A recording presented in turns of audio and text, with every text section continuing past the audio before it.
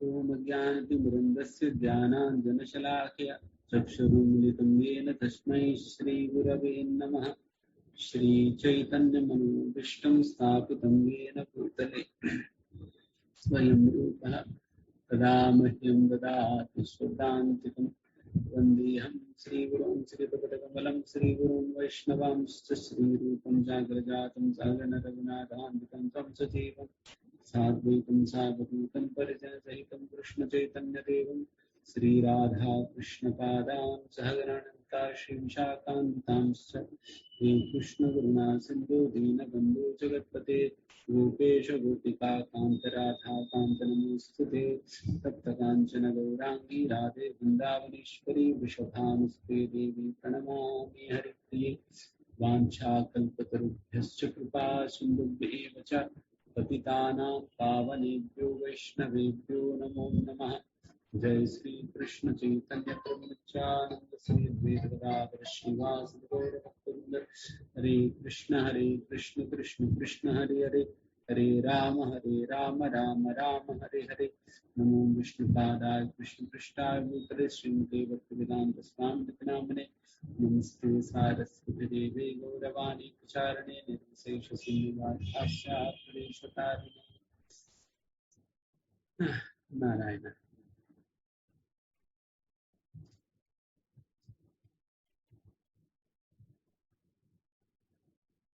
Ji Prashant Prabhu will do the reading seva today. Okay.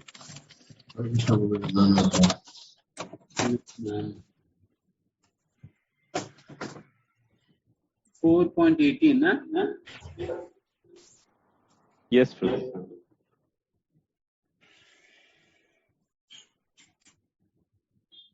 Prashant first shloka आपकी श्लोका पढ़कर translation पढ़। हरे कृष्ण प्रभु, दंडवत प्रणाम। कर्मण्य कर्म य पश्येद कर्माणि च कर्म य स बुद्धिमान् मनुष्यते स युक्तम कृष्ण च कर्म कृत। जो मनुष्य कर्म में अकर्म और अकर्म में कर्म देखता है वह सभी मनुष्यों में बुद्धिमान है और सब प्रकार के कर्मों में प्रवृत्त रहकर भी दिव्य स्थिति में रहता है। तात्पर्य पढ़ना। कृष्णा भावनामृत में कार्य करने वाला व्यक्ति स्वभावतः कर्म बंधन से मुक्त होता है। उसके सारे कर्म कृष्ण के लिए होते हैं, अतः कर्म के फल से उसे कोई लाभ या हानि नहीं होती। फल स्वरूप वह मानव समाज में बुद्धिमान होता है, यद्यपि वह कृष्ण के सभी तरह के कर्मों में लगा रहता है। अकर्म का अर्थ है कर्म के फल के बिना। निर्विशेषवादी इस भय से सारे कर्म करना बंद कर देता है कि कर्म फल उसके आत्म साक्षात्कार के मार्ग में बाधक ना हो, किंतु सगुणवादी अपनी इस स्थिति से भली भांति परिचित रहता है कि वह भगवान का नित्य दास है, अतः वह अपने आप को कृष्ण भावनामृत के कार्यों में तत्पर रखता है। क्योंकि सारे कर्म कृष्ण के लिए किए जाते हैं, अतः इस सेवा के करने से उसे दिव्य सुख प्राप्त होता है। जो इस विधि में लगे रहते हैं वो व्यक्तिगत इंद्रिय तृप्ति की इच्छा से रहित होते हैं। कृष्ण के प्रति उनका नित्य दास्य भाव उन्हें सभी प्रकार के कर्म फल से मुक्त करता है।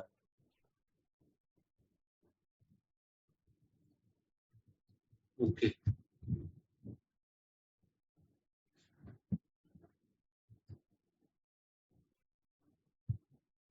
बहुत ही ट्रिकी श्लोक है। आप फिर पुनः जैसा हम शायद तीसरा अध्याय में भी हम ये श्लोका इस प्रकार के श्लोक सुने थे ना कि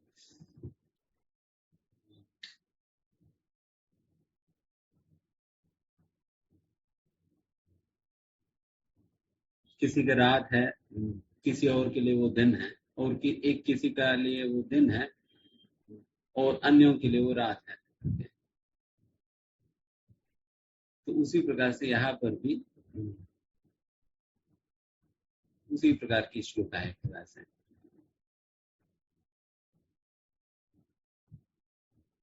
यहाँ पर बहुत ही स्पष्ट रूप से गौरी जन प्रभु अपने सरेंडर ऑन टू मी पुस्तक में इस शब्दों के बारे में बताते हैं। बेसिकली इस श्लोका का अनुवाद इस प्रकार से कहते हैं one who seize in action and action and action and action is intelligent among main and he is in the transcendent portion all things in all sorts of activities.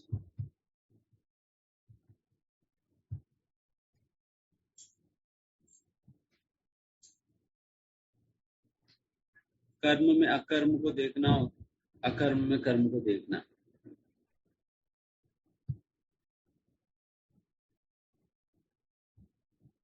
अकर्म में कर्म को देखना का मतलब यहाँ पर ऐसा है कि ये भक्ति को सूचक है, भक्ति का सूचक है। अकर्म में कर्म, इनएक्शन इन एक्शन।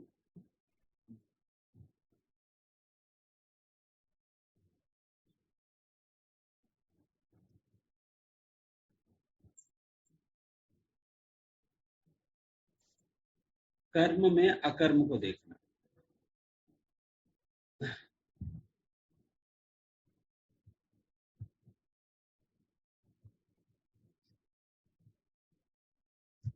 एक्शन कर्माणि अकर्म, कर्मणि अकर्म। ये पहला सेंटेंस जो है ना, कर्मणि अकर्मणा, अकर्म में या कर्म में अकर्म देखना, ये भक्ति का सूचक है। और जो कार्य भगवान कृष्ण की प्रसन्नता के लिए की जाती है उसका निदर्शन है ये।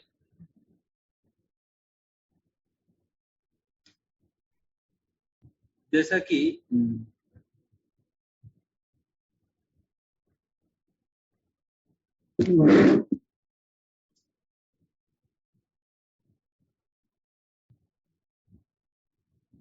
जब हम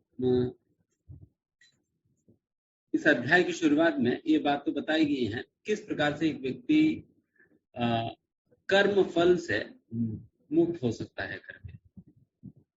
जब हम कोई भी कर्म, मतलब जनरली कोई भी कर्म का आपको इधर पुण्य या पाप फल मिलता है, बट दोनों से हम कैसे मुक्त हो सकेंगे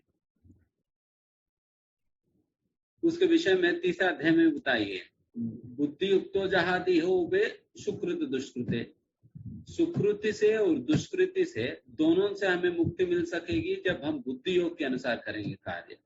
बुद्धि योग मतलब भक्ति के अनुसार जब हम कार्य करते हैं देन फिर हमें ना कोई पुण्य लगेगा ना कोई पाप लगेगा। भक्ति के अनुसार कार्य करने का मतलब क्या है? भक्ति के अनुसार कार्य करने का मतलब यही है कि भगवान की प्रसन्नता के लिए ही, भगवान की प्रसन्नता की हिसाब से ही कार्य करना। जब हम इस प्रकार से कार्य करेंगे देन भक्ति के अंतर्गत आएगी। किसी भी प्रकार के लाभ चाहते हुए, किसी भी प्रकार के नुकसान से अपने आप को बचाने के लिए हम ये कार्य नहीं कर रहे हैं। केवल और केवल भगवान कृष्ण को प्रसन्न करती है ये कार्य इस प्रकार से करने से, इसलिए मैं उनकी प्रसन्नता के लिए मैं कार्य कर रहा हूँ। जब इस प्रकार से हम इस प्रकार की मनस्थिति में भक्ति के नियमों के अनुसार जब किया जाता है सेवा, देन फिर वो सेवा जो है वो बुद्धि योग या भक्ति योग के अंतर्गत आता है। देन फिर ये पाप और पुण्य फल से परे हैं। उस प्रकार से जब व्यक्ति अगर कोई कार्य करे भी फिर भी उन्हें किसी भी प्रकार की कर्मफल नहीं मिलता है।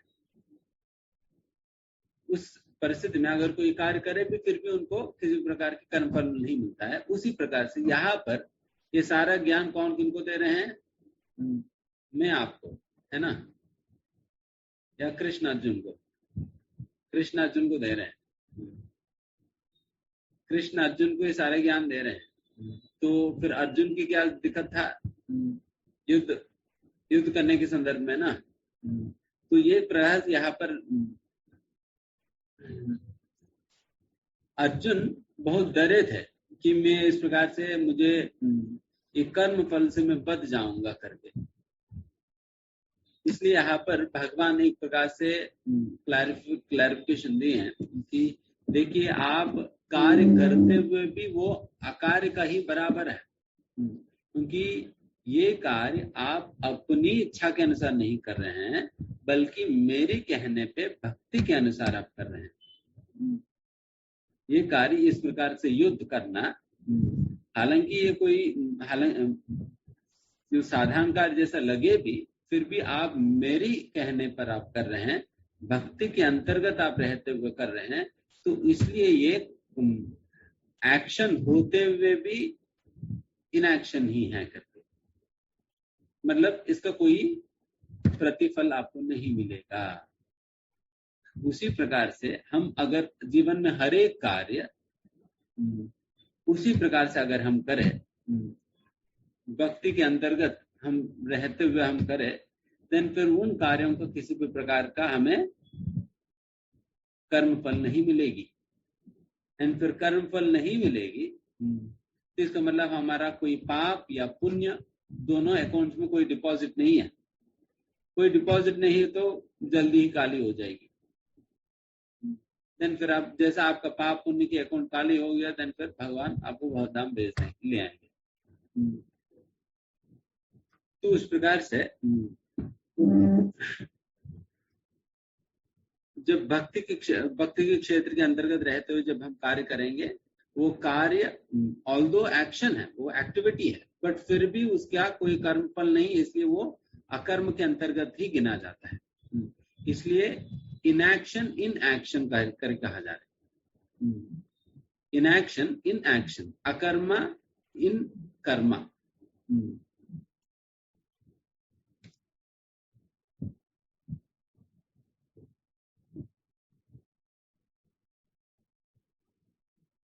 एंड इस प्रकार के कार्य करने से, जैसे मैंने कहा, किसी भी प्रकार की कंटैमिनेशन होगा नहीं। तो हमें भी अपने जीवन में हर एक कार्य इस प्रकार से करनी चाहिए। बट हम अपना जीवन में ज्यादातर कार्य, विचार, सब कुछ जो है, most of the time they are driven by, वो प्रेरित है, कहाँ से प्रेरित है? षड रिपुओं से, काम, क्रोध, लोभ, मोह, मद, मात्सर्य से प्रेरित है। इनसे प्रेरित होकर हमारी दिमाग में विचार आता है, हम कार्य भी करते हैं। मोस्टली इन्हीं से ही प्रेरित होकर हम करते हैं। बट हमें प्रेरणा कहाँ से प्राप्त करनी है? कृष्ण की प्रसन्नता से। कृष्ण की प्रसन्नता हमारी प्रेरणा का स्रोत होनी चाहिए, तब वो कार्य भक्ति के अंतर्गत आएगा। इसलिए जब भी हम कोई भी कार्य करते हैं, आप अपने आप से पूछ सकते हैं कि मैं इन षड रिपुओं से प्रेरित होकर कर रहा हूं या कृष्ण की प्रसन्नता के लिए असलियत में मैं कर रहा हूं। इस प्रकार से ध्यान से अगर हम अपना हर एक कार्य को जानते हुए, हर एक कार्य को हम इस भक्ति के क्षेत्र के अंतर्गत ला सकेंगे, देन फिर हमें किसी प्रकार का तकलीफ नहीं होगा। तो ये कॉन्सेप्ट सभी लोगों को क्लियर है। पहला, इनएक्शन इन एक्शन क्या होता है, देन फिर उसके आगे action in inaction.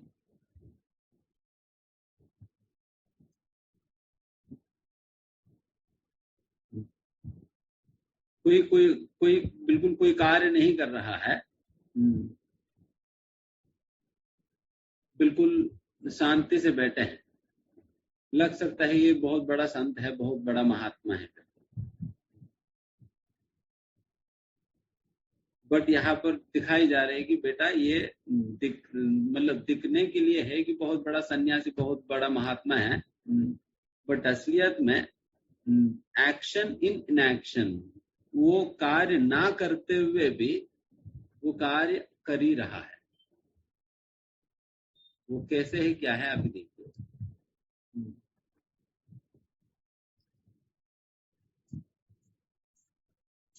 Action and action is the opposite. A sannyasi without transcendent knowledge of Krishna may appear not to be performing work, but as soul he can't avoid either activity or the entangling results of that activity. Devoid of transcendental knowledge about Krishna, he must act, but he cannot act in Krishna's service, for he has no knowledge of Krishna. He is thus liable to all the actions. देखिए, अगर कोई व्यक्ति जबरदस्ती खाली बैठने का प्रयास कर भी ले, ये गारंटी है कि व्यक्ति खाली बैठ ही नहीं पाएगा, क्योंकि अंदर जो है काम, क्रोध, लोभ, मोह, मद, मात्सर्य, ये बैठने नहीं देगी ना। व्यक्ति को इतना सताएगी कि आप खुद देख सकते। कई लोग पूछते हैं, प्रभु जी हम नहीं करना चाहते, बट फिर भी क्या है, हम मजबूर होकर कर लेते हैं। तो उस प्रकार से कौन करा रहे हैं? काम करा रही है, लालच करा रही है, यही सारी चीजें कराती है। तो इस प्रकार से अगर व्यक्ति जबरदस्ती उन चीजों को रोककर अगर शांति से बैठने का प्रयास करेगा भी, ये सारे 6 की चीज जो है इतने हल्ला मचाती है अंदर बैठ कर कि फिर शांति से बैठने नहीं देगी आपको। इसलिए कहा जा रहा है कि हमें इन चीजों को दबाकर रखने का प्रयास नहीं करें, बल्कि इन चीजों को साफ करने का प्रयास करना चाहिए। जब व्यक्ति साइलेंटली बैठ जाता है, देन हमें लग सकता है कि बहुत शांति से बैठा है करके, बट उनके दिमाग में कितना हलचल चल रहे हैं किनको क्या पता है। उनके दिमाग में कितना हलचल चल रहे हैं वही व्यक्ति को असलियत में पता है, बट हम तो देखा नहीं, तो हमें लगता है बहुत शांति से बैठा है, बहुत शांत है, प्रभु जी बहुत शांत है, बट उनके दिमाग में कितना हलचल चल रहा है पता नहीं, क्योंकि वो सारा हलचल मचाएगी ये चेरकू। तो इसलिए भक्ति स्वीकार करके व्यक्ति को इन चीजों को साफ करने का प्रयास करना चाहिए। इसलिए भगवान एक प्रकार से यहाँ पर अर्जुन को कह रहे कि अर्जुन तुम उस प्रकार की झूठे संत मत बनो, उस प्रकार के झूठे संत मत बनो जो कि दिखता है कि बहुत बड़ा शांत है, बहुत बड़ा ऐसा है करके, बट है नहीं, बहुत हलचल चल रहा है दिमाग में। रादर आप वैसा व्यक्ति बनो जो कि कार्य करते हुए भी अकार्य हो। युद्ध कर रहे हैं बट युद्ध करते हुए भी किसी प्रकार का फल ना लगे, तो ये तो बहुत बुद्धिमानी की कार्य है ना। So this is how Krishna is trying to explain Arjuna. अभी समझ में आया आप सभी को? दोनों एक्शन इन एक्शन और इनएक्शन इन एक्शन। तो हमें क्या करनी चाहिए? एक्शन इन इनएक्शन, है ना? नहीं, पहला वाला करनी चाहिए, इनएक्शन इन एक्शन।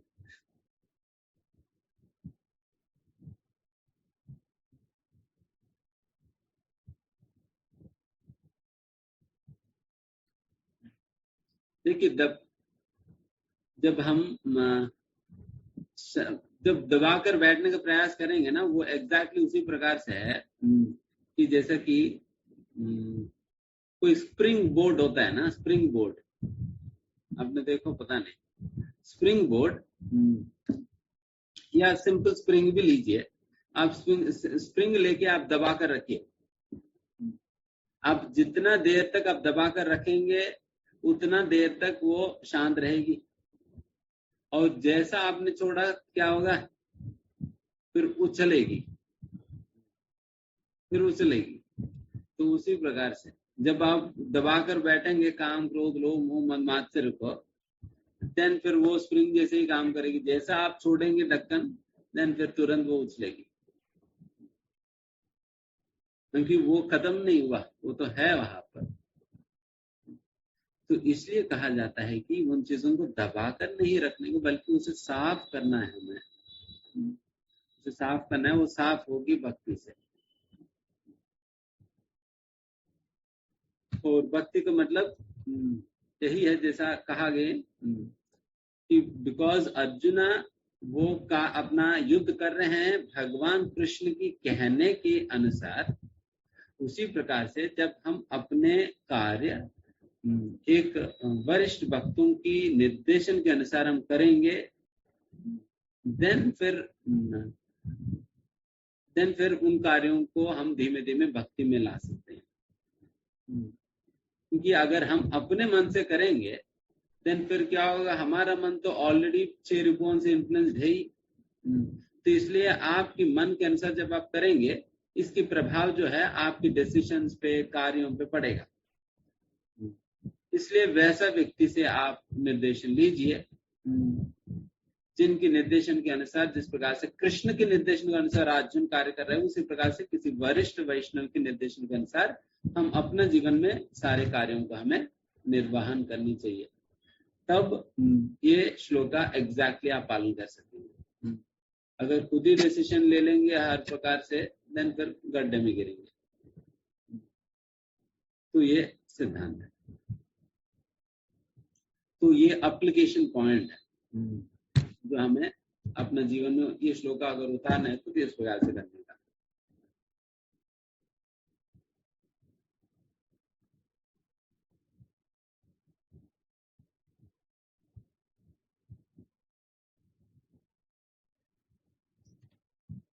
और इसके एक दूसरा अंडरस्टैंडिंग भी है, अभी हम सुनेंगे। कई बार एक बार प्रभुपाद जी के पास एक रिपोर्टर आई। रिपोर्ट पूछते हैं कि तुम लोग कभी कभी कुछ काम करते या नहीं? तुम लोग कभी कभी कुछ काम करते या नहीं? प्रभुपाद ने कहा कि देखो, हम जितना काम करते तुम कर नहीं सकते, कम से कम तुम तो नहीं करोगे। मैं तो इतना काम करता हूँ, मैं तो हर साल कम से कम 2 बार मैं पूरा वर्ल्ड का भ्रमण कर रहा हूँ और जहां जहां पर भी जा रहा हूँ मैं इस प्रकार से इतने इतने प्रोग्राम कर रहा हूँ। वैसे प्रभुपाद जी दिन में 3-4 हाउस प्रोग्राम्स करते थे। 3-4 house programme back to back, भागो भागो भागो भागो। प्रभुपाद के साथ पीछे पीछे लोग भाग नहीं पाते थे, उस प्रकार से चलते थे प्रभुपाद। मतलब ये 3-4 प्रोग्राम्स ये प्रभुपाद जी का जो बाकी डेली रूटीन के अलावा, है, जो 4-5 घंटा शास्त्रों के अनुवाद करना, ये सारे चीजें करना, मैनेजमेंट इत्यादि सारी चीजें करना, उसके अलावा ये 3-4 प्रोग्राम्स करते थे। तो उस प्रकार से प्रभुपाद जी काम किए। क्योंकि ऑल्दो भक्त लोग इतना खास करके प्रभुपाद जी के समय पे तो भक्त लोग काफी मेहनत करते थे। एंड कई बार लोगों को लगता है कि अरे उनके हिसाब से यही है कि जो पैसा कमा रहे हैं काम करके, तो वो काम है करके गिनते हैं। अगर जो पैसा नहीं कमा रहे काम करके तो उसे काम नहीं मानते लोग, उसे काम नहीं मानते। देन डेफिनेटली उनकी डेफिनेशन के हिसाब से देखा जाए तो देन फिर हम लोग तो कुछ नहीं कर रहे, खाली बैठे हैं। देन कोई कहते प्रभु जी आप लोग तो IIT से पढ़े हैं, क्यों इतना पढ़ाई वेस्ट कर दिया आपने, क्यों वेस्ट कर दिया? और अभी देखो मतलब कुछ कर नहीं रहे। उनके हिसाब से तो वही लगता है कि कुछ कर नहीं रहे करके। तो वही हुआ ना, all the acting for him it is in action. मैं कार्य कर रहा हूं बट फिर भी उनके लिए अकार्य के बराबर है। एंड दूसरी ओर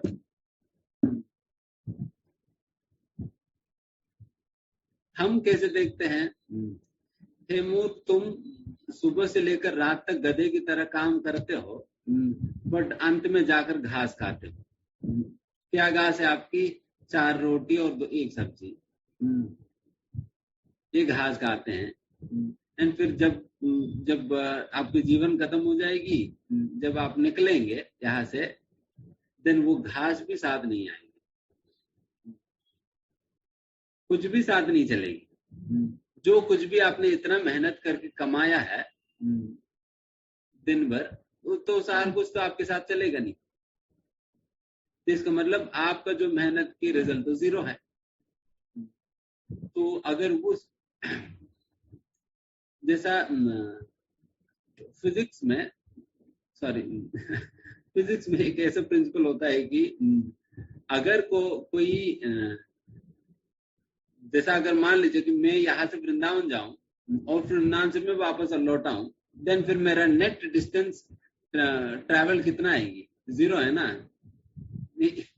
गया बट वापस आ गया, फिर 0 हो गया। तो इस प्रकार से देखा जाए देन कोई काम नहीं करने के बराबर है। उसी प्रकार से जो व्यक्ति अंत में जाते जाते उनके पास तो 0 ही रहा, इसका मतलब उन्होंने जीवन में कुछ करा ही नहीं। तो मैं पूछूंगा ना कि जब आप वो वापस लौटता रहेगा, बीच में रोक कर पूछेंगे हम, बेटा तुमने जीवन भर गधे की तरह काम किया, कितना कमाओ दिखाओ, कितना कमाए दिखाइए। बेचारे खाली पॉकेट ढूंढता रहेगा, कुछ नहीं मिलेगा।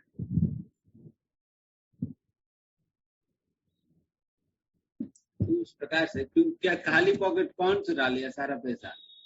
भगवान ने। भगवान कहते हैं सर्वस्व चाह की मृत्यु सर्वहरस चाहम, मृत्यु के रूप में मैं सभी लोगों को पॉकेट काट लेता हूँ। सबसे बड़ा पिक पॉकेटर है भगवान। जब झोली खाली करते तो पूरा 1 रुपये भी नहीं बचाएंगे, सारा कुछ बिल्कुल साफ कर देंगे। तो इस प्रकार की स्थिति है। तो फिर वो लोग जब हम भक्ति की दृष्टि से देखेंगे, उनकी एक्शन भी इनएक्शन है। वो कार्य करते हुए भी कार्य नहीं करने के ही बराबर है। उस दृष्टिकोण से देखा जाए तो इस प्रकार से ये 2 डिफरेंट एक्सप्लेनेशन है।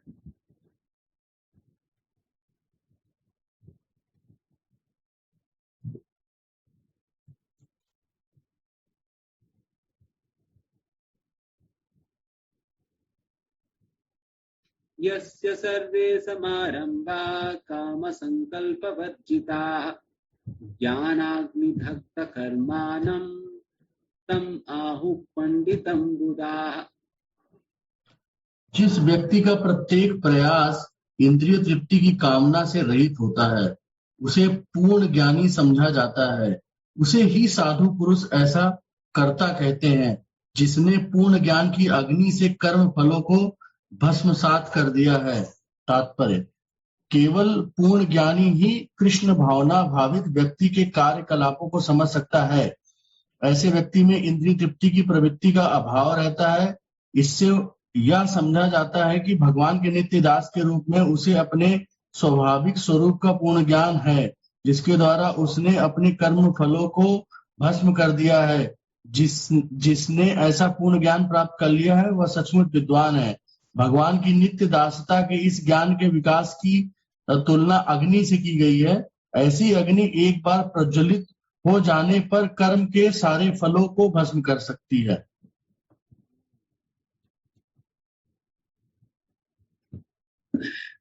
तो यहाँ पर बेसिकली जो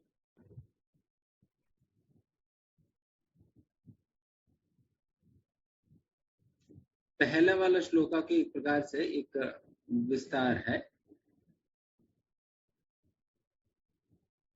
जो पिछले वाला श्लोका में सयुक्त जो कहा गया ज्ञान के साथ काम करने के विषय में, तो उसी का एक और डिटेल वर्णन है यहाँ पर।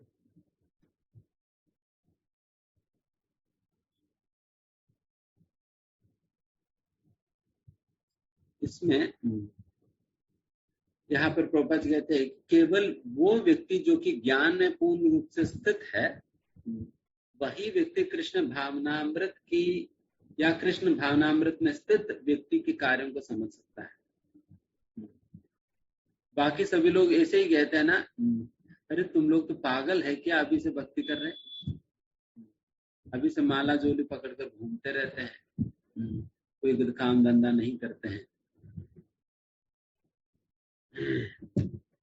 और खुद तो छोड़ दिया और बाकी लोगों को छुड़वाते हैं। तो इस प्रकार से उनके लिए तो ऐसे लगता है कि उनको समझ ही नहीं आता है। हम जो भी कार्य करते हैं उनको तो समझ में ही नहीं आता है। Because it's very well said in English that it actually takes one to know one. किसी व्यक्ति को असलियत में समझना मतलब हमें कुछ होना होगा तभी हम समझ पाएंगे। जैसे उदाहरण के लिए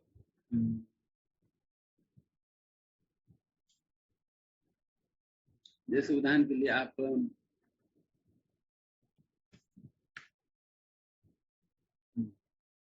कोई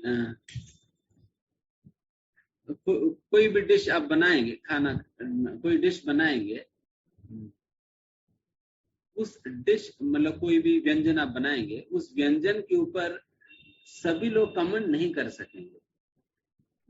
हम जैसे लोग तो थोड़ा बहुत अगर इधर उधर थोड़ा नमक इधर उधर हो गया तो बता देंगे ठीक है, नमक ज्यादा हो गया, नमक कम हो गया, इसमें टीका ज्यादा हो गया, टीका कम हो गया, बस इतना ही बता पाएंगे। बट एग्जैक्ट इवैल्यूएशन जब तक एक खाने में जो एक्सपर्ट व्यक्ति है, जो कि खाना बनाने में निपुण है, वो व्यक्ति जब तक खाएगा नहीं तब तक वो बता नहीं, उन्हें पता वो कमेंट नहीं कर पाएगा कि अच्छा इसमें ये मसाला ज्यादा हो गया, ये मसाला थोड़ा और आप एक्स्ट्रा डालेंगे तो और अच्छा लगेगा। तो ये सारा कमेंट्स वही व्यक्ति कर पाएगा जो कि खाना बनाने में स्वयं एक्सपर्ट हो। उस प्रकार से एक व्यंजन को समझने के लिए दूसरा व्यक्ति भी एक्सपर्ट होना होगा, नहीं तो फिर समझ में नहीं आएगी।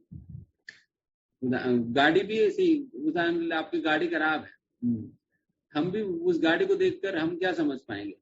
नहीं समझ पाएंगे, हमें पता ही नहीं।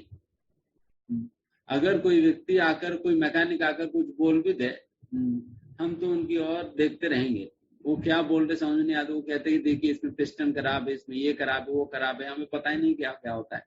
देन हम किसी और को बुलाएंगे जिनको ये सारा भाषा समझ में आती है, देखो ये कुछ दूसरा भाषा में बोल रहे थे, आप थोड़ा समझ लीजिए करके।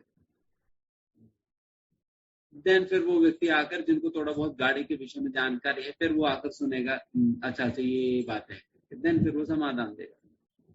उस प्रकार से हमें कुछ जानकारी होना होगा ना, तभी जाकर हम अन्यों को समझ पाएंगे। उसी प्रकार से भक्त को समझने के लिए, भक्त के द्वारा की गई कार्यों को समझने के लिए भी हम स्वयं भक्ति में उन्नत होना होगा, तभी जाकर हम समझ पाएंगे। इसलिए भक्तों के कार्यों के विषय में चैतन्य चरितामृत में कहा जाता है कि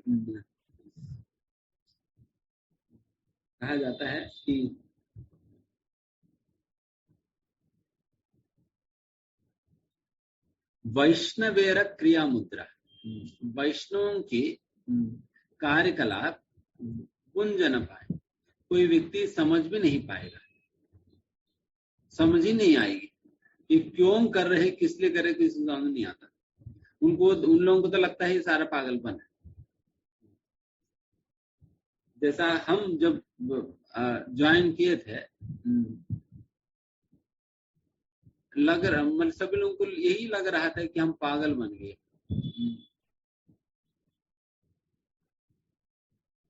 तो एक समय पे तो हमें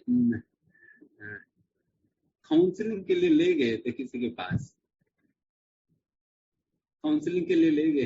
पास, थोड़ा सा आप लोग काउंसलिंग करके ना थोड़ा समझाइए करके। तो इस प्रकार से दो तीन पेन मारे थे।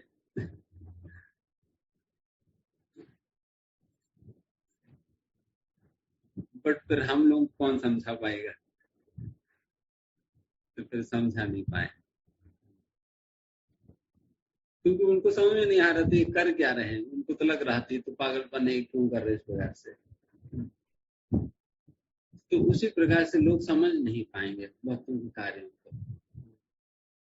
तो ये बात हमारे प्रैक्टिकल जीवन में क्या इसका प्रयोग है कि इसलिए जब आप भक्ति करते हो, सैकड़ों लोग आपको कमेंट कर सकते हैं, आप क्या कर रहे हैं, इस उम्र में ये सारी चीजें करने की जरूरत नहीं है, तो बाद में कर लेना, मरने के बाद कर लेना, अभी से क्या करना है। तो इस प्रकार से कई लोग कहेंगे, और आप अपना करियर पे ध्यान दो, पैसा कमाओ, देखो हम लोग कैसे बड़े बन रहे हैं, तुम तो इसी प्रकार से रह गए। तो इस प्रकार से कई लोग काफी कुछ कहेंगे। अगर उनकी बातों में अगर हम आ जाएंगे तो देन फिर भक्ति छूट जाएगी। इसलिए यहाँ पर प्रभुपाद जी की इस बात से हमें ये बात सीखना है कि we should not fall prey to their words। उनकी बातों में हमें नहीं आना है। हमें समझना है कि ये पागल है, मैं सही हूं। जैसे मैं कई बार मैंने एक बात बताया था कि जब एक सही व्यक्ति जब पागल के खाने में जब जाएगा, सभी लोग उनको देखकर यही कहेंगे अरे पागल आया, पागल आया, पागल आया करके। बट अगर वो वहां पर पहुंचने के बाद अगर हम सोचे 10 लोग मुझे पागल कह रहे तो शायद मैं पागल ही, अगर इस प्रकार से सोचने लगे देन फिर क्या होगा उनका, दिन मूर्खता हो जाएगी ना। रादर पागल खाने में जाने के पहले ही निश्चित करना होगा कि देखो मैं पागल खाने में जा रहा हूँ, मेंटल हॉस्पिटल में जा रहा हूँ, तो मुझे सभी लोग इस प्रकार से कहेंगे, फिर भी मुझे अपने अस्तित्व को बनाकर रखना है, इस प्रकार सोच कर ही जाना है। नहीं तो पागल लोग तो पागल ही बना देंगे। सभी लोग कहेंगे देखो प्राइम मिनिस्टर यहाँ पर बैठे हैं, सभी लोग सलाम करेंगे, तुम भी आओ सलाम करो करके। फिर आप जब सलाम नहीं करेंगे फिर कहेंगे तो पागल खाएगी, तो प्राइम मिनिस्टर को सलाम नहीं कर रहे। तो इस प्रकार की स्थिति है। तो इसलिए हम समझना है कि पागल लोगों के बीच में हम हैं। तो कोई भी कुछ भी कहे, हमें यही मानना है कि बेचारे पागल है, तो इनको समझ नहीं आ रहा है, तो इस प्रकार समझते हुए हम अपना कार्य करना है। तो ये पागल लोगों के बीच में मतलब कौन कौन है पागल? जो भी भक्ति में नहीं, चाहे आपके रिश्तेदार हो, चाहे आपके फ्रेंड्स हो, चाहे आपके कोलीग्स हो, कोई भी क्यों ना हो, सभी इसी कैटेगरी के हैं पागल। तो यही समझ लीजिए, जब भी रिलेटिव के घर जा रहे समझ लीजिए अच्छा मैं बीच में जा रहा हूँ, क्षमा करिए बट सच्चाई है, क्या करेंगे। इसलिए बेहतर है कि उनकी पागलपन ठीक कर दीजिए, पहले से पागलपन ठीक कर दीजिए, वक्त बना दीजिए, देन फिर उसके बाद आप खूब उनके साथ समय बिताए, कोई जरूरत नहीं। बिकॉज एंड जब व्यक्ति इस प्रकार के ज्ञान स्वीकार करके उस ज्ञान में स्थित होकर कार्य करता है, देन फिर उनकी कार्यों का किसी भी प्रकार की प्रतिफल या मतलब रिएक्शंस, कार्मिक रिएक्शंस नहीं होंगे। तो इसलिए हमें ज्ञान सीखना भी है और ज्ञान में स्थित होकर कार्य भी करना है।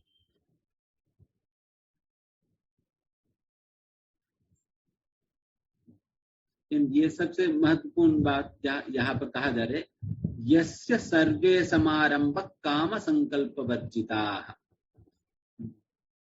जिनकी हरेक कार्य काम संकल्प से वर्जित, मतलब जो प्रेरित नहीं है,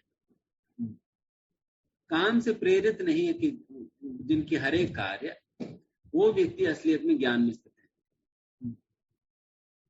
उनके विषय में कहा जा सकता है कि इनकी ज्ञान जो है असलियत में उनके सारे कर्म फलों को उन्होंने जला दिया।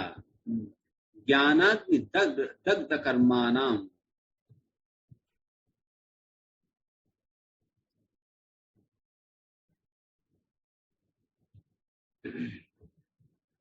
इस प्रकार से जो जिनकी हरेक कार्य काम से प्रेरित ना कार्य कर रहे हैं।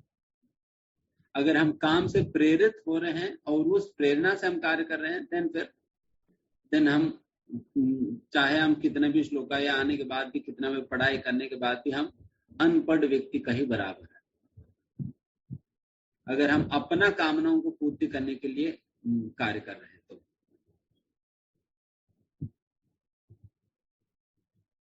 नेक्स्ट श्लोका। इसलिए ये बात सभी लोग संस्मरण रख सकते, काम संकल्प वर्जिता, काम संकल्प वर्जिता। काम संकल्प हमारा क्या होनी चाहिए? प्रेम संकल्प होनी चाहिए। काम से प्रेरित ना होकर प्रेम से प्रेरित होकर कार्य करें। त्यक्त्वा कर्म फलासंगम नित्य तृप्तो निराश्रयः कर्मणि अभिप्रवृत्तो अपि नैव किंचित करोति सः। अपने कर्म फलों की सारी आसक्ति को त्याग कर सदैव संतुष्ट तथा स्वतंत्र रहकर वह सभी प्रकार के कार्यों में व्यस्त रहकर कोई भी सकाम कर्म नहीं करता। तात्पर्य पढ़ना।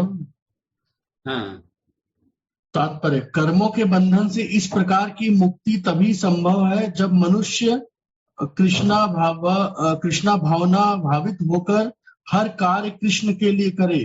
कृष्ण भावना भावित व्यक्ति भगवान के शुद्ध प्रेमवश ही कर्म करता है। फल स्वरूप उसे कर्म फलों के प्रति कोई आकर्षण नहीं रहता, यहाँ तक कि उसे अपने शरीर निर्वाह के प्रति भी कोई आकर्षण नहीं रहता, क्योंकि यह पूर्णतः कृष्ण पर आश्रित रहता है। वह ना तो किसी वस्तु को प्राप्त करना चाहता है और ना ही अपनी वस्तुओं की रक्षा करना चाहता है। वह अपनी पूर्ण सामर्थ्य से अपना कर्तव्य करता है और कृष्ण पर सब कुछ छोड़ देता है। ऐसा अनासक्त व्यक्ति शुभ अशुभ कर्म फलों से मुक्त रहता है, मानो वह कुछ भी नहीं कर रहा हो। यह अकर्म अर्थात निष्काम कर्म का लक्षण है। अतः कृष्ण भावनामृत से रहित कोई भी कार्य कर्ता पर बंधन स्वरूप होता है और विकर्म का यही असली रूप है, जैसा कि पहले बताया जा चुका है।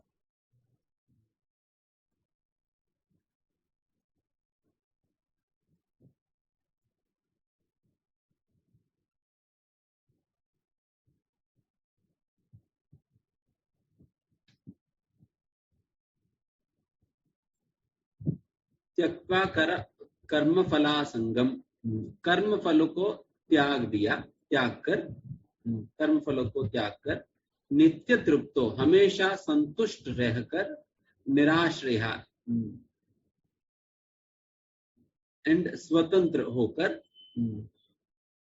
कर्मणि अभिप्रवृत्तो भी, अगर वो कर्म करे भी फिर भी नैव किंचित करोति सः, फिर भी कोई कार्य नहीं करने के ही बराबर है, कोई कार्य नहीं करने के ही बराबर है। तो इसका मतलब यहाँ पर क्या कहा जा रहा है? कर्मणि अभी प्रवृत्तो, कर्म करने के बाद भी कोई कार्य नहीं करने के बराबर है। तो इसका मतलब इनएक्शन इन एक्शन, कार्य करते हुए भी, एक्शन करते हुए भी कोई कार्य नहीं। तो बेसिकली अभी ये बहुत ही महत्वपूर्ण सेक्शन है। खास करके कई बार लोग पूछते हैं ना कि प्रभु जी हम ज्ञान को अपने जीवन में उतारे कैसे, ज्ञान को अपने जीवन में उतारे कैसे, या उतारने का मतलब होता क्या है। तो इसी के विषय में अभी भगवान वर्णन कर रहे हैं, पिछले श्लोका में भी और इस श्लोका में वगैरह। तो ज्ञान में असलियत में स्थित होकर कार्य करने का मतलब क्या है, जैसा पिछले श्लोक में बताइए, काम संकल्प वर्जिता, काम से प्रेरित ना होकर कार्य करना, तो ये ज्ञान में स्थित होने का लक्षण है। उसी प्रकार से यहाँ पर कहा त्यक्त्वा कर्म फलासंगम, अपने कर्म फलों को त्याग कर जो हमेशा संतुष्ट रहता है, जो हमेशा संतुष्ट रहता है और निराश्रय, इंडिपेंडेंट होकर या निराश्रित होकर वो कार्य करता है।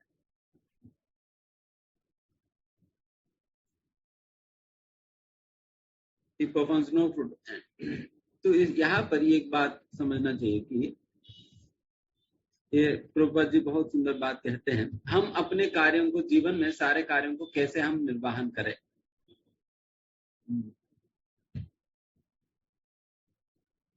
तो इसके विषय में प्रभुपाद यहाँ पर कह रहे हैं,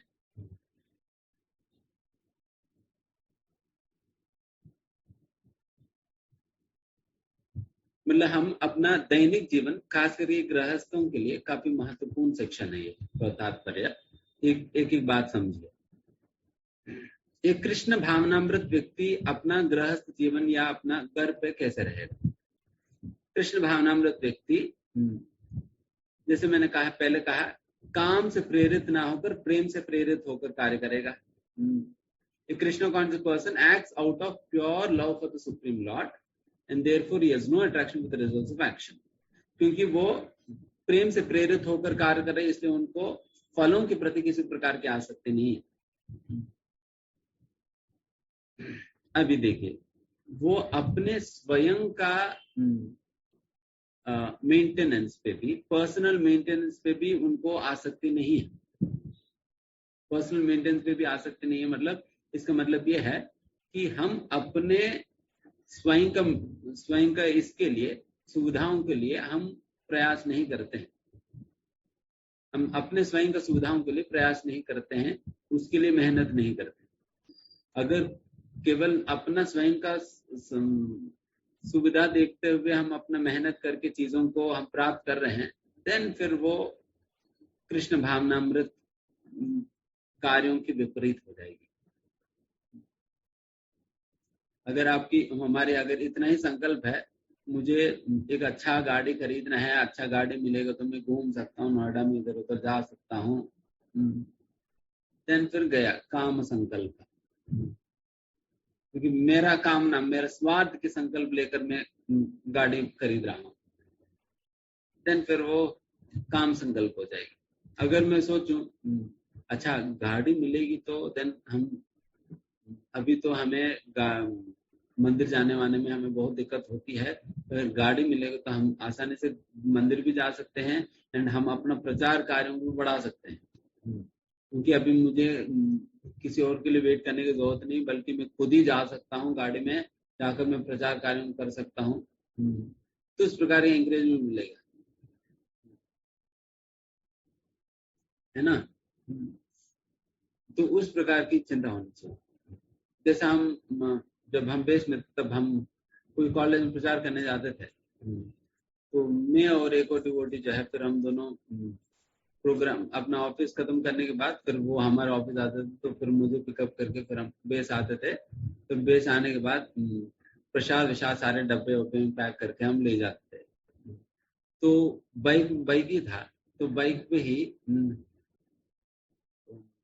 चटाई भी पकड़ना है और प्रोजेक्टर पकड़ना है और सारा प्रसाद भी पकड़ना है, तो फिर हम बैठे गए। तो ये सारा पकड़ने में हालत खराब हो जाती थी। तो उस प्रकार की स्थिति में अगर कोई गाड़ी हो, देन फिर सारे सामान आसानी से ले जा सकते हो और बेहतर प्रोग्राम कर सकते हो, बेहतर तरीके से आप सेवा कर सकते हो। अगर इस प्रकार के उद्देश्य आपकी हमारी स्वयं का सुविधा के लिए ना सोचते हुए हम सेवा के विषय में सोचते हुए हम कुछ कर रहे हैं, देन फिर वो काम संकल्प नहीं, वो प्रेम संकल्प है। भगवान की संतुष्टि के लिए भगवान के नाम कर रहे हैं, वो प्रेम संकल्प है। तो उस प्रकार के संकल्प के साथ हम हर एक कार्य वैसा संकल्प से प्रेरित होकर हमें करनी चाहिए, अन्यथा वो कार्य हमें फंसाएगी। इसलिए हम अपना पर्सनल मेंटेनेंस नहीं देखते।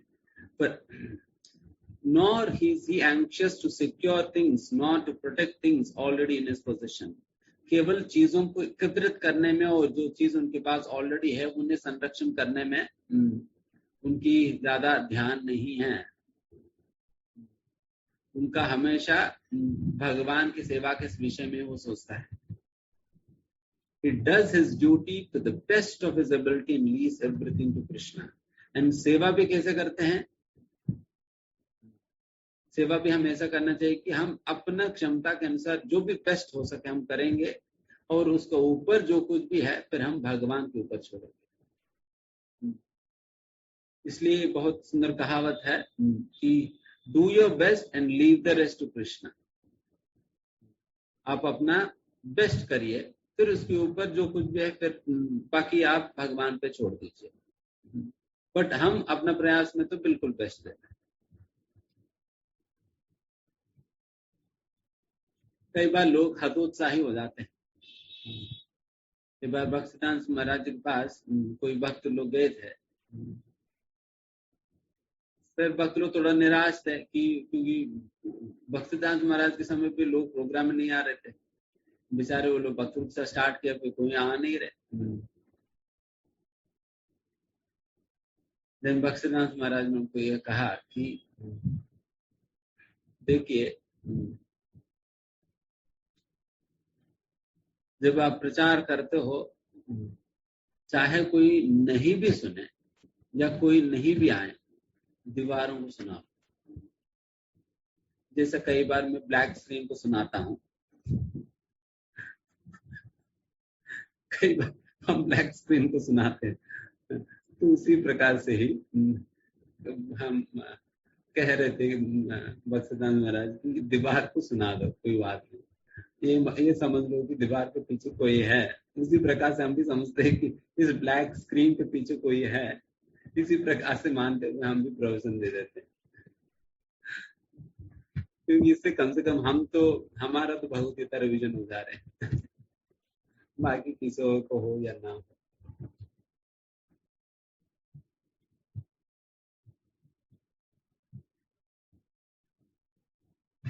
ठीक है।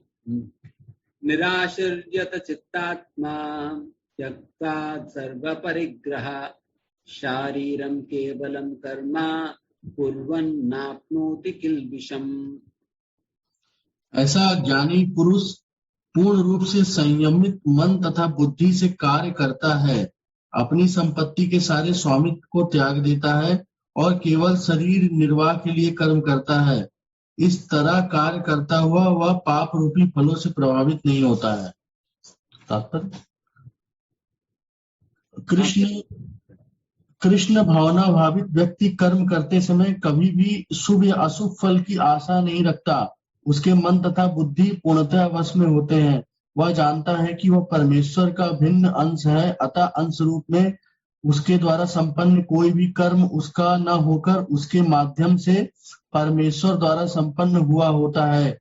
जब हाथ हिलाता है तो यह स्वेच्छा से नहीं हिलता, अपितु सारे शरीर की चेष्टा से हिलता है। कृष्ण भावना भावित व्यक्ति भगवत इच्छा का अनुगामी होता है, क्योंकि उसकी निजी इंद्रिय तृप्ति की कोई कामना नहीं होती।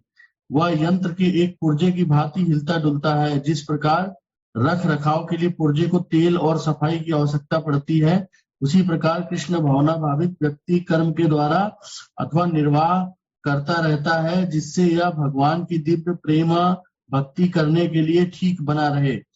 अतः वह अपने प्रयासों के फलों के प्रति निश्चेष्ट रहता है। पशु के समान ही उसका अपना शरीर पर भी कोई अधिकार नहीं होता। कभी कभी क्रूर स्वामी अपने अधीन पशु को मार भी डालता है, तो भी पशु विरोध नहीं करता, ना ही उसे कोई स्वाधीनता होती है। आत्म साक्षात्कार में पूर्णतः तत्पर कृष्ण भावना भावित व्यक्ति के पास इतना समय नहीं रहता कि वह अपने पास कोई भौतिक वस्तु रख सके।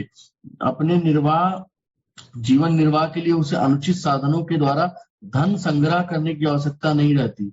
अतः वह ऐसे भौतिक पापों से कलमशग्रस्त नहीं होता। वह अपने समस्त कर्म फलों से मुक्त रहता है।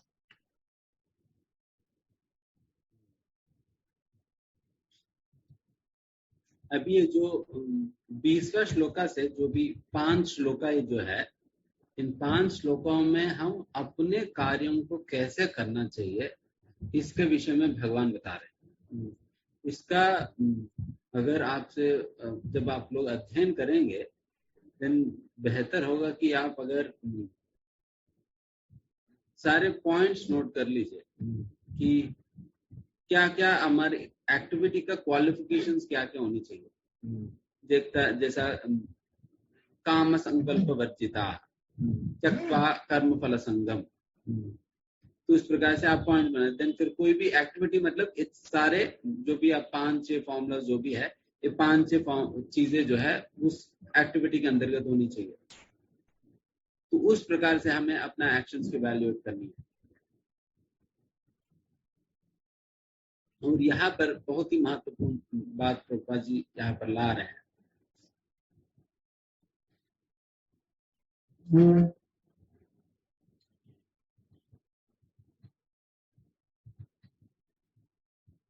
यहाँ पर तात्पर्य पढ़िए कि his mind and intelligence are fully controlled. उनकी मन और बुद्धि पूर्ण रूप से नियंत्रित है। हम इस संदर्भ में हम बात कह रहे हैं कि कई बार कई लोग इस प्रकार से कहते हैं कि हम कौन करने वाले हैं, सब कुछ कराने वाले तो भगवान है। सब कुछ कराने वाले भगवान, हम कौन करता है। हम तो कोई करता नहीं, हम तो कोई करता धरता नहीं, हम कुछ करते नहीं, सारा हमसे करा रहे हैं भगवान। अच्छा, आप दारू पीते हो, पिला रहे हैं, पिलाने वाला पिला रहे हैं, पीने वाला पी रहे हैं, तो फिर ये भी भगवान करा रहे हैं क्या? हाँ प्रभु जी, भगवान भी सब कुछ कराते हैं।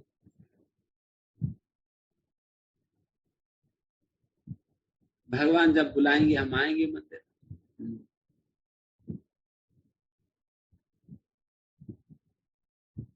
तो बेचारे वेट कर रहे हैं, भगवान दरवाजा खड़खड़ाएंगे एंड फिर इनविटेशन कार्ड प्रिंट करके उनके नाम से ले आएंगे और इनविटेशन कार्ड देंगे, प्रभु जी प्लीज आप आ जाना, कल को मेरे मेरे विषय में प्रवचन होगा, आप प्लीज आना।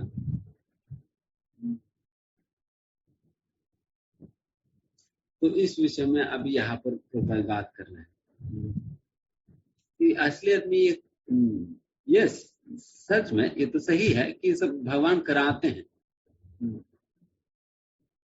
बट आप करने देंगे तब तो। जैसे उदाहरण के लिए मेरा हाथ जो है अभी मैं जैसे हिलाना चाहता हूँ वैसा हिलता है, मैं वैसा अभी खोलना चाह रहा हूँ खुल रही है, मैं बंद करना चाहता हूँ बंद हो जाएगी, जैसा मैं चलाना चाहता हूँ चलती है।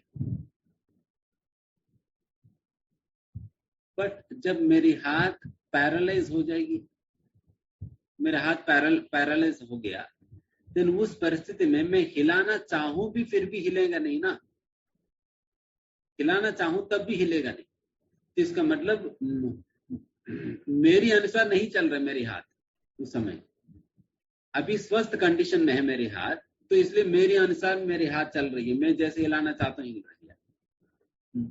ये स्वस्थ कंडीशन में कि भगवान जैसा भगवान मेरे से करा रहे जो बात है वो स्वस्थ कंडीशन में, वो बिल्कुल हेल्दी कंडीशन में ये बात कहा जा सकता है कि अच्छा भगवान करा रहे हैं। बट जो डिसीज या बीमार कंडीशन में क्या है, मैं हाथ हिलाना भी चाह रहा हूं फिर भी हिल नहीं रहा, इसका मतलब मेरे कंट्रोल में नहीं है, इसलिए फिर ये शब्द मेरे ऊपर लागू नहीं है कि भगवान मेरे से करा रहे हैं, क्योंकि मैं करने नहीं दे रहा हूं भगवान को मेरे द्वारा। भगवान चाहते कि ऐसा करूं, बट मैं वैसा ना करते हुए मैं कुछ और कर रहा हूं, फिर बीमार हूं, तो ये बीमारी की स्थिति है। तो इसलिए हर एक व्यक्ति के लागू नहीं। तभी आप देखिए प्रभुपाद जी हालांकि यही बात कहें, he knows that he part played by him as a part and parcel of the whole is not his own activity, वो अपने खुद का कार्य नहीं है बल्कि भगवान के द्वारा कराए जा रहे हैं करके जो प्रभुपाद जी ने वाक्य कहा, ये तो निश्चित रूप से वही यही बात तो सभी लोग कहते हैं मेरे से करा रहे हैं तेरे को। बट उससे पहले प्रभुपाद जी ने क्या कहा, प्रभुपाद कहते हैं his mind and intelligence are fully controlled, क्योंकि उनके मन और बुद्धि पूर्ण रूप से नियंत्रित है। ये बात कहकर प्रभुपाद जी उसके बाद ये बात कह रहे हैं। तो इसका मतलब हर एक व्यक्ति नहीं कह सकते मेरे से करा रहे हैं, मेरे से करा रहे हैं, मेरे से करा रहे हैं। तुम करते कहा, भगवान तो काफी कुछ कराना चाहते, जैसा अर्जुन से भी भगवान युद्ध कराना चाह रहे हैं, बट पहले तो मना कर रहे थे ना। देन फिर हम अर्जुन कैसे कह सकते हैं भगवान मेरे से संन्यास दिलवा ली, ये करा दिया, तब नहीं कह सकते ना भगवान मुझे संन्यास दिला दिया करके, खुद संन्यास के लिए भाग कर कहने ये नहीं कह भगवान मुझे संन्यास दिला दिया करके। रादर भगवान कहने के अनुसार आप कार्य करो, देन फिर कहो कि भगवान ने कराया, देन फिर अच्छी बात है। तो ये एक अंडरस्टैंडिंग है। बट डेफिनेटली ये बात तो है ही कि हम हालांकि कोई भी जीव कुछ भी नहीं कर सकता है, कुछ भी नहीं कर सकता है, क्योंकि जिस शरीर को उपयोग करके मैं कार्य कर रहा हूँ वो शरीर मेरी नहीं है ना, वो शरीर सारा तो भगवान ने क्लेम कर दिया। भिन्ना प्रकृति अष्टता, ये जो 8 तत्वों से जो आपकी शरीर बनी है वो सारा 8 तत्व मेरी है भैया। तो शरीर भी आपके नहीं है। देन मेमोरी के विषय में बात करें, देन भगवान कहते हैं कि देखो मत्त स्मृति ज्ञानम अपोहनम चा, जो भी ज्ञान स्मृति आपको आ रहे हैं वो सारा कुछ मेरे से आ रहे हैं। देन वो भी अपना नहीं, वो भी गया। तो ठीक है, आत्मा तो अपनी है। आत्मा के विषय में भगवान कहते हैं कि ममैवांश जीव लोके जीव भूत सनातन, वो भी मेरी है। तो न आत्मा अपनी है, न शरीर अपना है, न मन बुद्धि अपना है, न अहंकार अपनी है। और फिर क्योंकि हम अपना हम खुद ही भगवान के, तो इसलिए जो भी कार्य किया जाता है अपने शरीर मन बुद्धि और अहंकार के प्रयोग के द्वारा, वो सारे एक्चुअली में भगवान के द्वारा ही हो रहे हैं ना, क्योंकि सारा तो भगवान का ही इंस्ट्रूमेंट है, भगवान का ही चीज है, भगवान का ही चीजें उपयोग करके हम कार्य करते हैं। तो ये भी एक और अंडरस्टैंडिंग है इसी बात को समझने के लिए। एंड फिर इस दुनिया का ही कई चीजों को हम उपयोग करके कोई कार्य करते हैं, वो भी भगवान का ही तो है।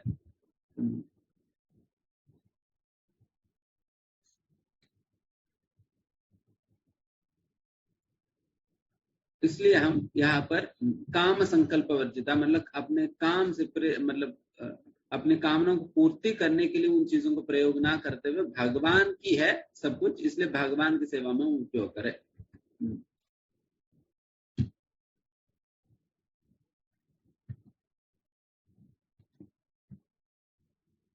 आगे बढ़ते हैं।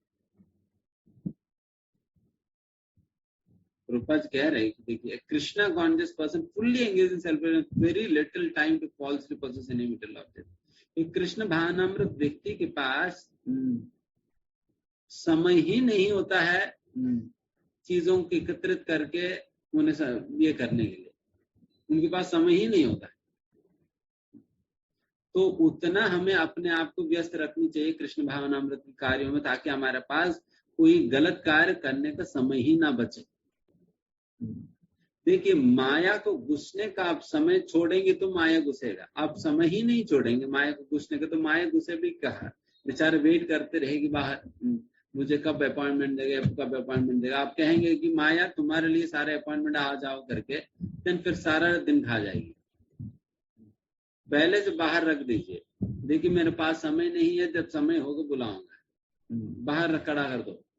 जैसा हरिदास ठाकुर ने खड़ा कर दिया ना, माया आप बाहर रहो।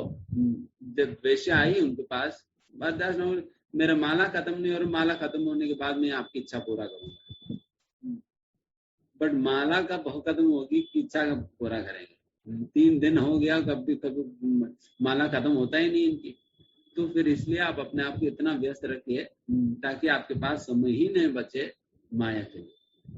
यही बेस्ट टेक्निक है माया से बचने का। This is the best technique, इसको हरिदास ठाकुर टेक्निक कह सकते हैं।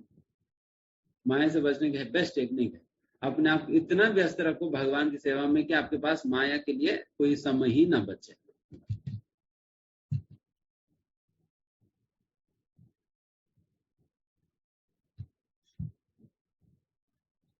यदृच्छालाभ संतुष्टो द्वन्द्वातीतो विमत्सरः समः सिद्धावसिद्धौ च कृत्वापि न निबध्यते। जो स्वतः होने वाले लाभ से संतुष्ट रहता है, जो द्वंद्व से मुक्त है और ईर्ष्या नहीं करता, जो असफलता और तथा सफलता दोनों में स्थिर रहता है, वह कर्म करता हुआ भी कभी बंधता नहीं। तात्पर्य पढ़ना? हाँ, पढ़िए। कृष्ण भावना भावित व्यक्ति अपने शरीर निर्वाह के लिए भी अधिक प्रयास नहीं करता। वह अपने आप होने वाले लाभों में संतुष्ट रहता है।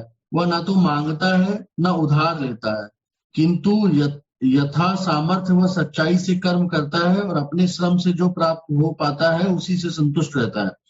अतः वह अपनी जीविका के विषय में स्वतंत्र रहता है। वह अन्य किसी भी सेवा करके कृष्ण भावनामृत संबंधी अपनी सेवा में व्यवधान नहीं आने देता, किंतु भगवान की सेवा के लिए वह संसार की द्वैतता से विचलित हुए बिना कोई भी कर्म कर सकता है।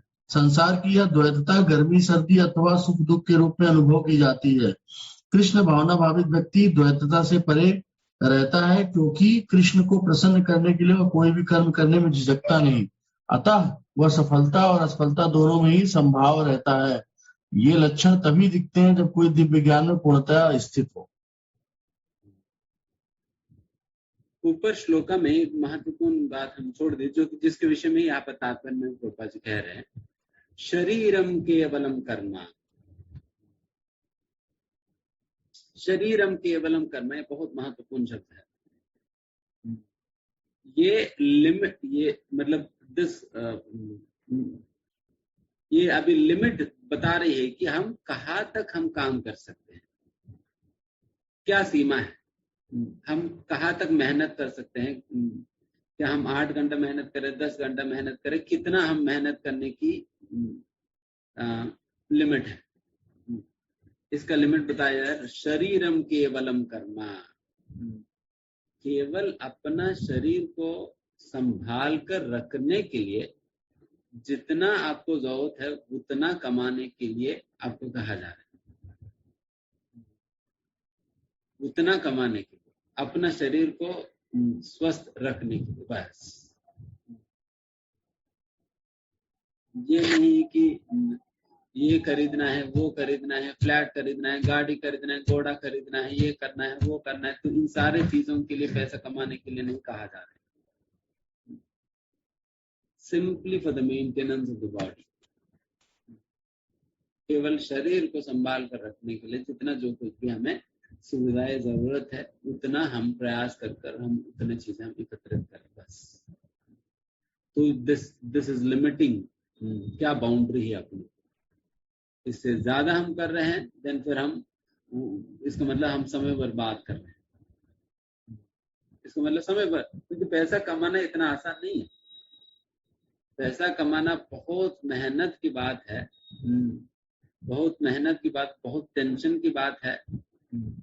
एंड फिर सबसे दिक्कत है कि हमारा समय चले जाता है, समय चले जाता है। भगवान के लिए, भगवान की सेवा करने के लिए कोई समय बचता नहीं। कई बार लोग, जब हम डिस्कस करते काउंसलिंग में, तो कई बार ऐसा कहते हैं कि हमें पता ही नहीं चलता, उनको बताए भी कैसे, हम उनको कहे भी कैसे कि जब मतलब व्यक्ति कहते प्रभु जी हम कहा सुबह 7 बजे उठते हैं, फिर 7 बजे उठते नहीं, 7 बजे हम ऑफिस के लिए निकलते हैं, फिर हमें 1.5 घंटा लगता है ऑफिस पहुंचने में, फिर वहां पर फिर हमें 11 घंटे हम जॉब करते हैं, फिर उसके बाद जो है फिर फिर ट्रैफिक बहुत ज्यादा होने के कारण फिर हमें 2-2.5 घंटा लगता है घर पहुंचते, फिर रात को 8-9 बजता है। प्रभु जी हम दिन बस मेहनत करके इतने थक जाते हैं कि हमें बहुत नींद आता है। प्रभु जी आप ही बताइए हम कैसे पढ़ पाएंगे। मैं क्या बताऊं अभी कैसे पढ़ेंगे, आप इतने बताया तो फिर बताऊं भी कैसे, समझ में आ रहे हैं ना। लोग अपने आप को इतने, बस वो जो बता रहे बिल्कुल सच बता रहे। इतना मेहनत करने के बाद नींद नहीं आएगी तो क्या होगा, पुस्तक खोलते नींद आ जाएगी इतना मेहनत करने के बाद। इसलिए हमारे शास्त्र बता रहे बेटा आप इतना मेहनत करने की जरूरत नहीं है। आप केवल इतना करने के लिए कहा जा रहा है, केवल अपने शरीर को संभाल कर रखने के लिए जो चीज चाहिए उतना आप रखो।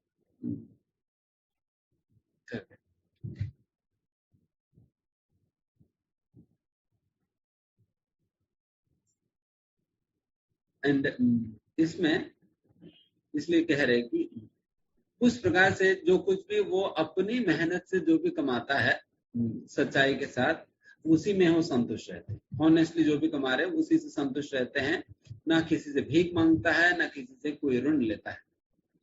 इसलिए आइडियली ऋण लेना ये रिकमेंडेड नहीं है, लोन लेना,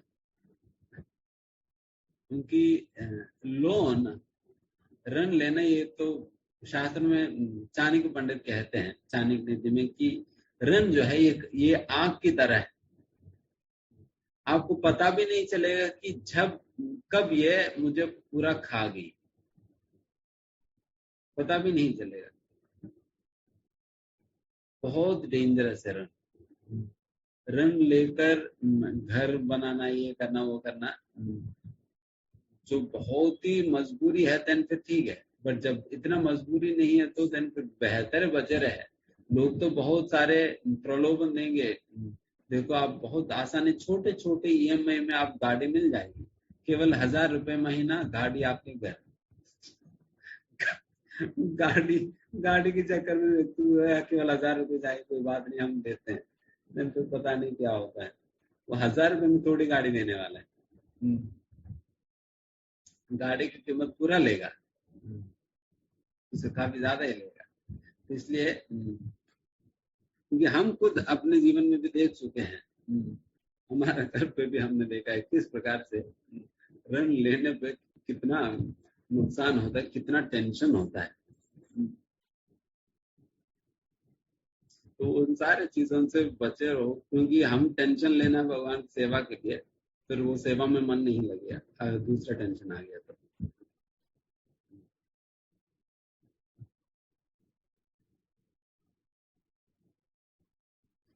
एंड फिर वो कहते हैं कि he does not accept engagement in anyone's service if it might hamper his own service in Krishna consciousness.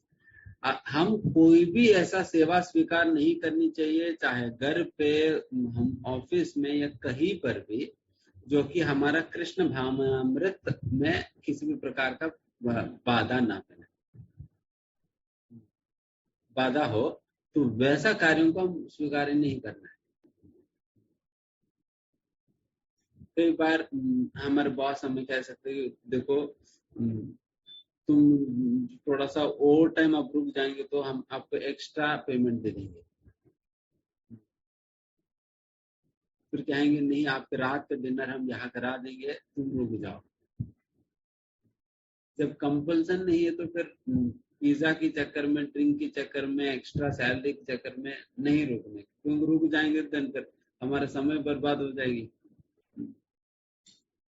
जब ठीक है सचमुच में कंपनी को जरूरत है देन फिर तो रुका तो फिर भी समझा जा सकता है।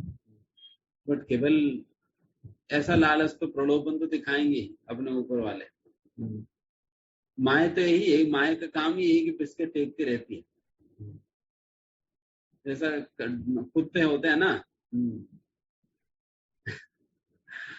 डॉग बिस्किट हाथ में रखा जाता है, फिर मास्टर जो है बिस्किट फेंकता रहता है, एंड ये कुत्ता क्या करती है, दौड़ दौड़ कर बिस्किट अपना मुंह में उठाती है, फिर दोबारा मास्टर के पास आ जाती है।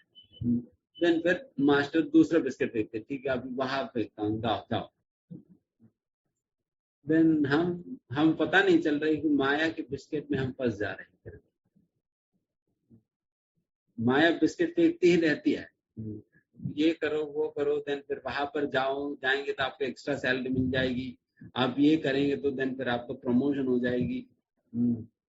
बट हमें सैलरी या प्रमोशन या इत्यादि चीजों के आधार पर हम अपना निर्णय नहीं लेने का। हमारे निर्णय किसके आधार पर होने चाहिए? कृष्ण भावनामृत की सेवा के आधार पे होनी चाहिए। मेरी कृष्ण भावनामृत सेवा के लिए कौन सा निर्णय मेरे को सूट करेगी, क्या डिसीजन मुझे सूट करेगी, क्या मुझे ये डिसीजन लेना है नहीं, तो उस प्रकार से सोचना चाहिए, ना कि अन्य प्रकार से।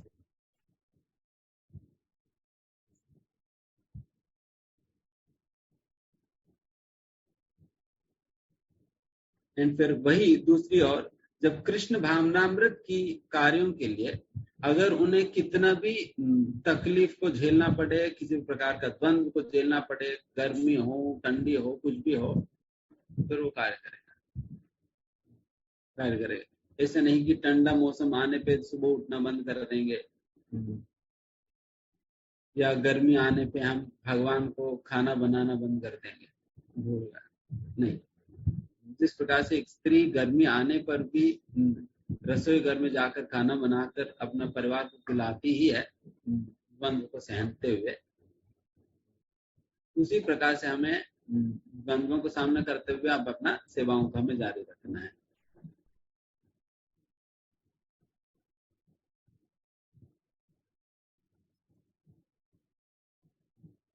इसलिए इस प्रकार से हम जब कार्य करेंगे, हम किसी प्रकार का जीत और हार से हम प्रभावित नहीं होना है। उस प्रकार से तो यहाँ पर हम समाप्त कर देंगे। इस प्रकार के कार्य करने से कभी भी व्यक्ति कर्म फल में फंसेगा नहीं।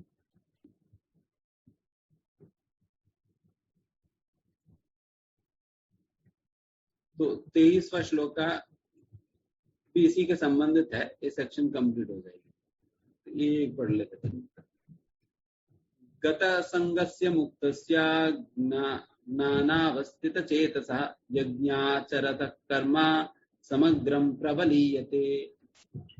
जो पुरुष प्रकृति के गुणों के प्रति अनासक्त हैं और जो दिव्य ज्ञान में पूर्णतया स्थित हैं, उनके सारे कर्म ब्रह्म में लीन हो जाते हैं।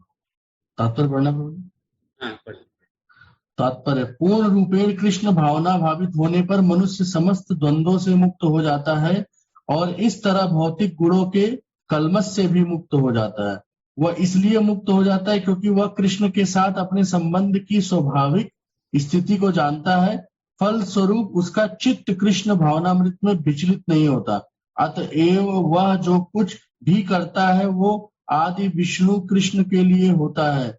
अतः उसका सारा कर्म यज्ञ रूप होता है, क्योंकि यज्ञ का उद्देश्य परम पुरुष विष्णु अर्थात कृष्ण को प्रसन्न करना है। ऐसे यज्ञ में कर्म का फल निश्चय ही ब्रह्म में विलीन हो जाता है और मनुष्य को कोई भौतिक फल नहीं भोगना पड़ता है। उस प्रकार से आप सभी भी अपने अपने कर्मों को ब्रह्म में विलीन कर दीजिए। कैसे विलीन करेंगे? द्वंद्वों से परे होकर, तद्वारा 3 गुणों की प्रभाव से परे होकर कार्य करने पे। और 3 गुणों के प्रभाव से परे होकर कार्य आप कब कर पाएंगे? अगर अपना 3 गुणों से प्रभावित बुद्धि से या मन से ही हम मन का ही बात सुनकर अगर कार्य करेंगे, देन फिर इसका मतलब 3 गुणों के अंदर ही हम कार्य कर रहे हैं। अपने मन के अनुसार करेंगे तो देन फिर मन तो 3 गुणों के अंदर ही है ना, 3 गुणों से प्रभावित है ही। देन इसका मतलब हमारा कार्य भी 3 गुणों से प्रभावित हो रही है। तो हमें कैसा करना है कार्य? इधर शास्त्रों की वचनों के अनुसार या नहीं तो वरिष्ठ भक्तों के वचनों के अनुसार। जब यहां से हमें डायरेक्शन मिलेगा एंड उस डायरेक्शन के अनुसार हम कार्य करेंगे, देन इसका मतलब क्योंकि इन दोनों की जो निर्देशन है ये 3 गुणों से परे है ना। शास्त्रों के वचन तो 3 गुणों से परे ही, और वरिष्ठ वैष्णव के वचन भी हमें मानना चाहिए 3 गुण परे हैं। जब इस प्रकार से जब हम उनके वचनों के अनुसार जब हम कार्य करेंगे, देन फिर हमारे कार्य 3 गुणों से परे होगी। अन्यथा फुटबॉल बने रहेंगे, 3 गुण खेलता रहेगी आपस में फुटबॉल मैच। कभी सत्वगुण हमें धक्का लात मारेगी, कभी रजोगुण, कभी तमोगुण, तीनों खेलते रहेंगे हमें। तो उस प्रकार से इसलिए कहा जाता है माम चयो व्यभिचारेण भक्ति योगेन सेवते सगुणान समतीत्ययन ब्रह्म भूयाय कल्पते। इस श्लोक में कहा गया अगर अव्यभिचारिणी भक्ति करने के माध्यम से व्यक्ति 3 गुणों के परे उठ सकता है। भक्ति करने से व्यक्ति 3 गुणों के परे उठे। अगर आप शुद्ध भक्ति में स्थित हो गया, पूर्ण ज्ञान में स्थित हो गया, देन आपकी बुद्धि से भी जो भी आता है, बिकॉज आपकी बुद्धि ऑलरेडी ज्ञान से शास्त्रों से भरा हुआ है, इसलिए जो भी डिसीजन आएगी शास्त्रों के आधार पर ही आएगी। इसलिए फिर तब भी आप 3 गुणों के परे हो गए। बट जब तक हम इस प्रकार से पूर्ण रूप से फिक्स्ड अप नहीं है ज्ञान में या शुद्ध नहीं है, तब तक हमें एक्सप्लिसिटली हमें देखना होगा ये जो मैं कार्य करने जा रहा हूँ क्या ये शास्त्र के अनुसार है या नहीं, या नहीं तो मैं वरिष्ठों से मैं पूछूं। तो इस प्रकार से हमें करनी चाहिए। ठीक है, यहाँ समाप्त कर देते हैं। किसी कोई प्रश्न है?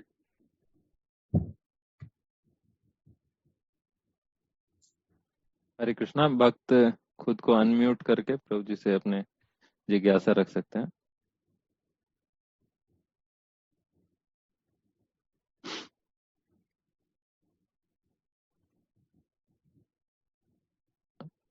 हरे कृष्णा प्रभु जी।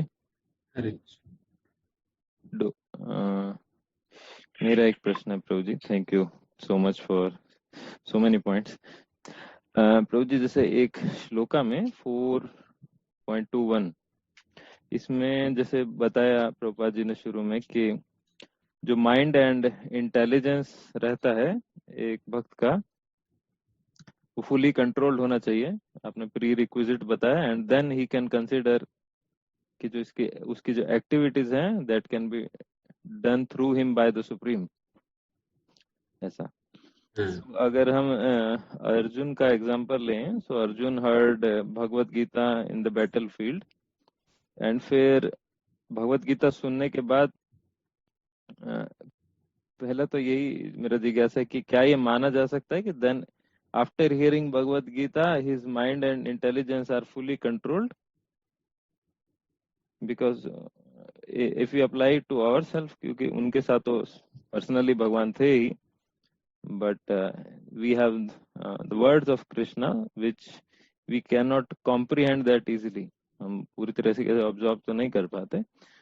So do we have the same hope that Arjuna has, that our mind and intelligence will be fully controlled after Bhagavad Gita?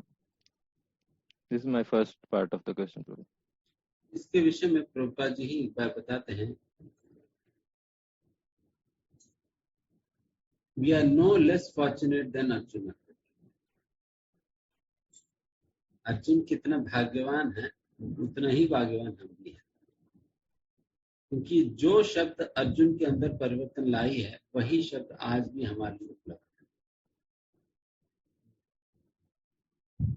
तो इसलिए अर्जुन जितने भाग्यवान में हम भी उतने ही भाग्यवान हैं।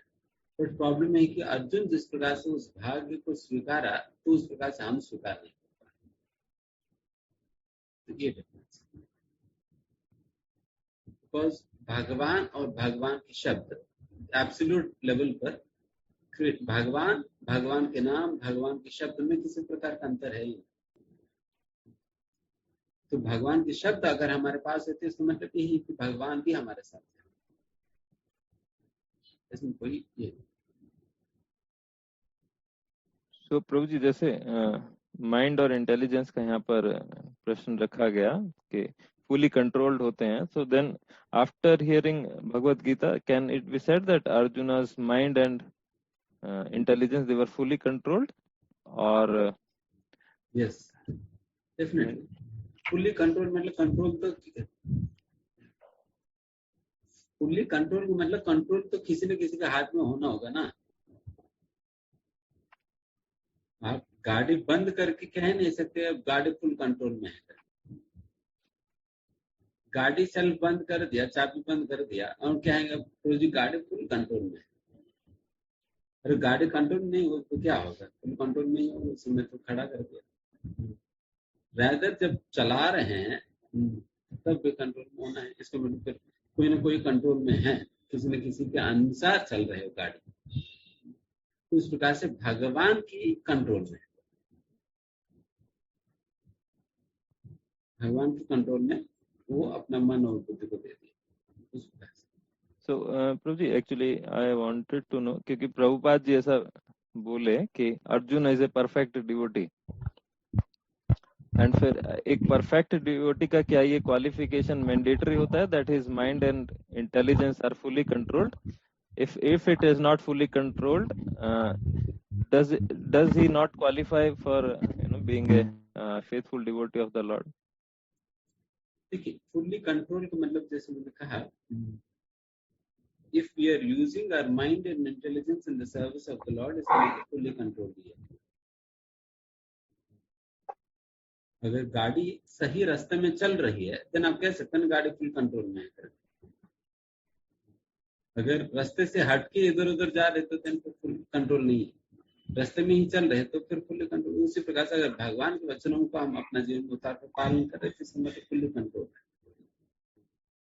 फुल्ली कंट्रोल है, तो इस प्रकार से समझना चाहिए। तो इसका फुल्ली कंट्रोल का मतलब ये है।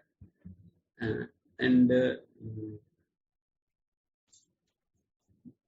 डेफिनेटली जैसा कहा जाता है कि अशुद्ध स्थिति में भी हम भक्ति कर सकते हैं, भक्ति कर सकते हैं अपने आप के ऊपर कुछ रोक लगाकर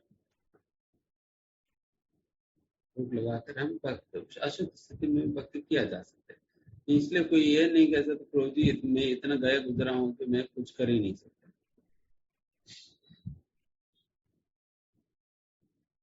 सभी कितना भी गया गुजरा क्यों ना हो, उन्हीं को ही उठाने के लिए तो भक्ति है, उन्हीं को तो उठाने के लिए भक्ति है। तो वो भक्ति तो कोई भी किसी भी स्तर पे कर ही सकता है, बट वो भक्ति करते करते वो व्यक्ति ऊपर उठ जाएगा, ये गारंटी। फिर प्रभु जी लास्ट थिंग दैट फिर यह चीज कौन बोल सकता है कि मुझसे जो एक्टिविटीज फिर कराया जा रहा है वह भगवान के थ्रू हो रहा है?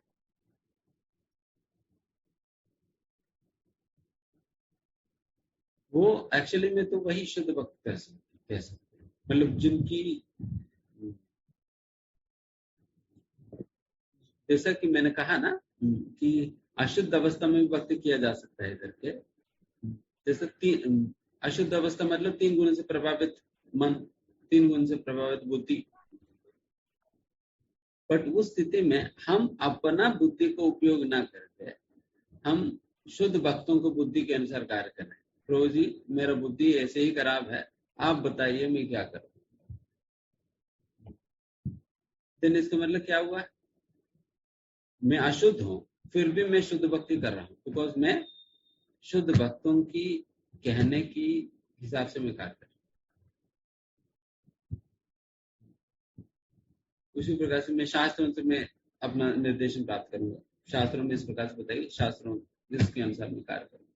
तब भी फिर आप अशुद्ध अवस्था में फिर भी आप एक 3 गुणों से परे शास्त्र की वचन के अनुसार आप कार्य कर रहे तो दिन फिर आपकी कार्य 3 गुणों से परे ही हो गया, शुद्ध भक्ति के अंतर्गत किया। ठीक है ना? Yes, thank you so much. Yes. Hare Krishna प्रभु जी, हरे कृष्णा प्रभु जी। प्रभु जी एक जगह ज्यादा थोड़ा सा प्रकाश डालने के लिए मैं आग्रह करता हूँ। जैसे शारीरम केवलम कर्मम कुर्वन्न न आपनोति किल विषम। जैसे मैं एक इसमें रेफरेंस के तरफ से समझना चाहता हूँ। जो शारीरम केवलम कर्मम, जो सिद्धांत यहाँ हमें दिया जा रहा है कि जो अपने शरीर निर्वाह के लिए कर्म करना चाहिए जिससे कि केवल शरीर का निर्वाह हो जाए। तो इस तरह से आप किसी भी पाप और कर्म से मुक्त हो जाएंगे, क्योंकि आप अपने आप तक अपने को जीवन निर्वाह करने के लिए ताकि भगवान का सेवा करते रहे उतना के लिए शरीर टिका रहना चाहिए। अब प्रभु जी यहाँ पर मैं एक जनरल रेफरेंस, जैसे अभी तो अज्ञानता से भरे हैं हम लोग, जैसे एक बहुत बड़े बिजनेसमैन से long way back I met, तो मैंने उनको बोला, मतलब I was amazed to know the strength of that businessman. That man has created 18 numbers of big factories. तो मैं वहां पर काम कर रहा था, उनका जो 18th नंबर था उसका उद्घाटन हमने कराया। I was in charge for that project. तो मैंने उनसे मिला जब, तो मैंने बाल कौतूहल बस उनसे प्रश्न किया। उन्होंने मौका मेरे को दिया जो बात करने का। मैंने बोला जो आप कुछ बात करना चाहते हैं मेरे से। तो मैंने उनसे पूछा तो आपके पास में तो अथाह संपत्ति है, 17th नंबर क्या फैक्ट्रीज कम थे जो इतना ज्यादा आप अपने मस्तिष्क पर वजन ले रहे हैं, और आपके एक बालक हैं, कोई चीज की कमी नहीं है, फिर भी आप राउंड द क्लॉक इसके लिए लगे रहते हैं। तो ऐसा क्या है, इसकी संतुष्टि का कहां पर में छोर है? मैंने पूछा उनसे, तो उन्होंने मेरे को जवाब दिया। मतलब वो काफी मेरे को लगा जो काफी समुचित स्थिति में जवाब दिया। उन्होंने कोई रैश आंसर नहीं दिया। उन्होंने मेरे को बोला, यस, हमारे पास में इतना है जो मेरे 2 पीढ़ी 3 पीढ़ी तक अब निश्चिंत होकर के खा सकता है, मेरे को कुछ भी ना करें तो भी कोई दिक्कत नहीं। बट मेरे मन में ये है कि जो इतना जो जन कल्याण हो रहा है, आज अगर मैं एक और फैक्ट्री कर लेता हूं नेक्स्ट ईयर, हमारी प्लानिंग में रहती है, तो मेरे दिमाग में ये भी रहता है जो 500,000 आदमी का और वहां पर व्यवस्था हो जाएगा, कुछ लोग उसमें और बिजनेस से अट्रैक्ट होंगे। तो मेरे पास में अगर भगवान ने इतनी सामर्थ्य दी है और मैं इतने लोगों का भरण पोषण का एक माध्यम बन रहा हूं, तो मैं चुपचाप क्यों बैठूं? इसीलिए चाहते हुए भी मैं अपने आप को कंटेंट करके बैठ नहीं पाता हूं। तो मैं आज मुझे ये चीज स्मरण में आ रहा है, क्योंकि अभी ये ज्ञात हुआ, आपने प्रभु जी आंखें खोल दी, इतना बढ़िया से इसको स्पष्ट किया। तो शारीरम केवलम कर्मम। अब यहाँ प्रश्न है, मूर्खतापूर्ण प्रश्न कर रहा हूं ताकि और मैं समझ सकूं इस बात को। अगर हर एक इंसान जिसका जन्म यहाँ हुआ है या कहीं भी हुआ है, और वो कुछ लोग ऐसे होते हैं जो स्वयं के लिए तो कर्म करते ही करते हैं, बट उनका निहित भाव रहता है जो मैं ऐसे कर्म करूं और मेरे किए हुए कर्म से दूसरा भी इसका फल प्राप्त करे, दूसरे का भी जीवन भरण पोषण हो सके। तो क्या उसको किस कर्म के अंदर में रखेंगे? अगर ऐसी सोच हो जाए रेस्ट्रिक्टेड कि हर आदमी केवल शारीरम केवलम कर्मम हो, तो ये जो एक जन कल्याण का जो भाव आता है किसी के अंदर, वो कहीं रुकता हुआ सा नहीं दिखता है प्रभु जी? वेरी नाइस, बहुत सुंदर प्रश्न आपने पूछा। एंड बहुत अच्छा है कि आप अपनी पर्सनल कन्वर्सेशन में हमें बताए हैं। काफी इंस्पायरिंग बातें उन्होंने कहा है आपसे। तो इस संदर्भ में हमारी ये कहना है कि इस प्रकार से करने में कोई गलत नहीं है। इस प्रकार से अन्यों को इस प्रकार से भलाई करने के लिए जो कर रहे हैं, इस प्रकार से करने में कोई गलत नहीं। बट हमारी प्रश्न ये है कि आपको जो करने के लिए भगवान ने भेजा, वो कार्य आप कितना हद तक कर रहे हैं, पहले तो बताओ। उसको सैक्रिफाइस करके ये कार्य करने का मतलब नहीं। पहले वो कार्य करो, फिर उसके साथ साथ ये कार्य करो, हम खुश है। भगवान ने जिस कार्य के लिए आपको यहाँ पर भेजा है वो कार्य करो, फिर उसके साथ आप ये कार्य करो, हम मना थोड़ी करेंगे। बट उस कार्य को आप बिल्कुल नकार के देन ये कार्य करेंगे तो इस कार्य से आप अपने आप को भी डुबा रहे हैं और अन्यों को भी डुबा रहे हैं।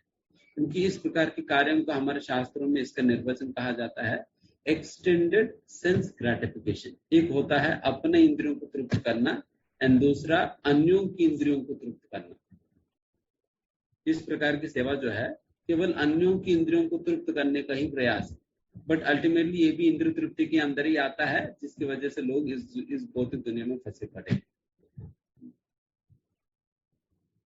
तो इस प्रकार से हमें सोचना चाहिए।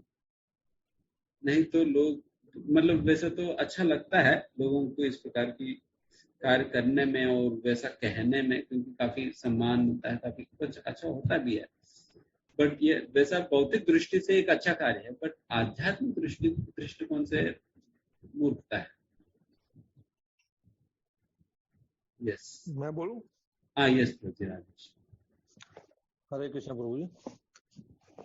मेरा एक क्वेश्चन बड़ा अजीब अटपटा लगेगा, लेकिन मैं आज का अटक गया हूँ क्योंकि मैं भी काफी दिन से गीता भागवत सब पढ़ रहा हूँ। तो मैंने कहीं पढ़ा था कि भगवान कृष्ण ने जो गीता का ज्ञान कुरुक्षेत्र में दिया था अर्जुन को, वो ज्ञान क्या पहले भी किसी ने दिया था? सुना है कि गणेश जी ने लिखा था या व्यास जी ने कहीं किसी को दिया था, या वो ज्ञान पहले था कि ये कुरुक्षेत्र में एट वंस एकदम ही ऑन द स्पॉट को ये ज्ञान था? ये मैं पूछना चाहता। क्योंकि ऐसे में उस टाइम में देखो कितने ऋषि मुनि थे, अपना कृपाचार्य, ये सब इतने ऋषि मुनि थे, उनके आश्रम थे, पहले सब आश्रम में पढ़ने जाते थे, गुरुकुल में पढ़ने जाते थे। तो अर्जुन वगैरह ने भी गुरुकुल में शिक्षा ली है, श्री भगवान कृष्ण ने भी ली है। तो किसी ने तो ये ज्ञान दिया होगा, अगर ये पहले से चला आ रहा है ये ज्ञान, कि यार ये ज्ञान जो आया है मोह ममता में जो फंस गया था अर्जुन, ये उसी वक्त ही एट वंस आया, उसके दिमाग में आया कि मैं ये छोड़ दूं, क्योंकि ये ज्ञान तो पहले ही था, ऐसा सुनना है। सही, आप सही कह रहे हैं। इसी अध्याय में, जिस अध्याय की चर्चा हम लोग कर रहे हैं, 4वां अध्याय में, इसी अध्याय की फर्स्ट श्लोक का इसी के विषय में है। भगवान बताते हैं कि ये सबसे पहला मैं ये ज्ञान किनको मैंने दिया। भगवान कहते हैं इमाम विवस्वते योगम। इमाम मतलब यही वाला ज्ञान जो मैं अभी आपको दे रहा हूँ, ये योग के विषय में जो भी ज्ञान मैं आपको दे रहा हूँ, विवस्वते, मैं विवस्वान को मैं पहले दिया था। और फिर क्या हुआ, विवस्वान मनवे प्राह, विवस्वान ने मनु को दिया, तो फिर मनु इक्ष्वाक भ्रवित, फिर मनु ने इक्ष्वाकों को दिया। तो इस प्रकार से ज्ञान चली आ रही है इसमें। देन फिर कह सकते हैं कि प्रभु जी ये क्या सबसे पहला विवस्वान को दिया, उसके पहले फिर ज्ञान नहीं था क्या? तो इसके विषय में भी ये अंडरस्टैंड, ये उत्तर है कि इस ब्रह्मांड के अंतर्गत पहली बार भगवान विवस्वान को दिया। इस ब्रह्मांड, इस कल्प में, इस ब्रह्मांड का भी कल्प होता है, इस कल्प में पहली बार विवस्वान को दिए थे। तो उसके पहले से ही ज्ञान है, क्योंकि ये ज्ञान की कोई समय से बद्ध नहीं है। ये अनंत समय से, जब से ये सृष्टि, भगवान जब से है तब से ज्ञान है। तो भगवान कब से है? भगवान का कोई सीमा ही नहीं। भगवान जीव सब जब से है तब से, इसलिए इस ज्ञान को सनातन कहा जाता है। सनातन मतलब जिसका कोई आदि ही नहीं, इसलिए इसका कोई अंत भी नहीं। जिसका जो जन्म लेता है वो ही तो मरता है, जिसका जो कि प्रकट होता ही नहीं तो फिर मरेगा भी क्या। उस प्रकार से ठीक है। ठीक, धन्यवाद। इस लास्ट डोला माता जी आप है तो पूछ सकते हैं। हरे कृष्णा प्रभु जी। हाँ प्रभु जी, वही एक्चुअली वो श्लोक मुझे थोड़ा सा समझ में नहीं आया। जो व्यक्ति कर्म में अकर्म और अकर्म में कर्म को देखता है वो बुद्धिमान होता है। वही थोड़ा सा मुझे क्लियर थोड़ा करना था। अच्छा, उस श्लोक में एक्चुअली हिंदी अनुवाद पढ़िए उस श्लोक का, शांति, क्योंकि मैं थोड़ा इंग्लिश में पढ़कर बता रहा था। कौन सा श्लोक है? वो फर्स्ट वाला 18 श्लोक है जो आप पढ़े था। जो मनुष्य कर्म में अकर्म और अकर्म में कर्म देखता है वह सभी मनुष्यों में बुद्धिमान है और सब प्रकार के कर्मों में प्रवृत्त रहकर भी। पहला सेंटेंस पढ़ी, पहला जो मनुष्य कर्म में अकर्म और कर्म में अकर्म, हाँ, कर्म में अकर्म देखना। कर्म में अकर्म देखने का मतलब है ये भक्ति योग है, ये भक्ति योग है। एंड दूसरा अकर्म में कर्म देखना, ये उसका विपरीत है, उसका विपरीत है। तो विपरीत होने से फिर वो बुद्धिमान कैसे हुआ? अगर विपरीत है मतलब एक दूसरे के विपरीत है तो वो बुद्धिमान कैसे हुआ? वो समझ में नहीं आया। अच्छा, वेरी नाइस। इसका विषय में यह है कि ये बात जो जानता है उन्हें बुद्धिमान कहा जा रहा है। इस प्रकार से जो देख पाता है, जो इस प्रकार से देख पाता है, जो कार्य में अकार्य को देख पाता है और अकार्य में कार्य को देख पाता है, वैसा व्यक्ति बुद्धिमान कहा जा रहा है, करने वाला को नहीं। तो प्रभु जी जैसे कर्म में अकर्म तो वो समझ में आ गया। भक्ति योग में जो हम लोग कार्य करते हैं वो कर्म में अकर्म, और अकर्म में कर्म क्या हुआ? हाँ, अकर्म में कर्म करना ये भक्ति योग का विपरीत है। तो इसका मतलब भक्ति के अंतर्गत कौन सा कार्य आता है, भक्ति का अंतर्गत कौन सा नहीं आता है, दोनों को तो ज्ञान होनी चाहिए ना। हाँ, अच्छा। गलत क्या है, सही क्या है, ये दोनों की अंडरस्टैंडिंग होने वाला व्यक्ति को ही बुद्धिमान कहा जा रहा है। जी प्रभु जी, हाँ ठीक, थैंक यू प्रभु जी। हरे कृष्ण। ठीक है, फिर यहाँ समाप्त करते हैं। श्रील प्रभुपाद की। Hare Krishna. Thank you so much, Prabhuji, for such wonderful class and answering the questions. सभी हम लोग सभी प्रभु जी के कृतज्ञता व्यक्त करते हुए एक बार हरे कृष्णा महामंत्र बोलेंगे। हरे कृष्णा हरे कृष्णा कृष्णा हरे हरे, हरे राम राम राम हरे हरे। इस ग्रेस वेदांत चैतन्य प्रभु जी की जय, श्रील प्रभुपाद की जय।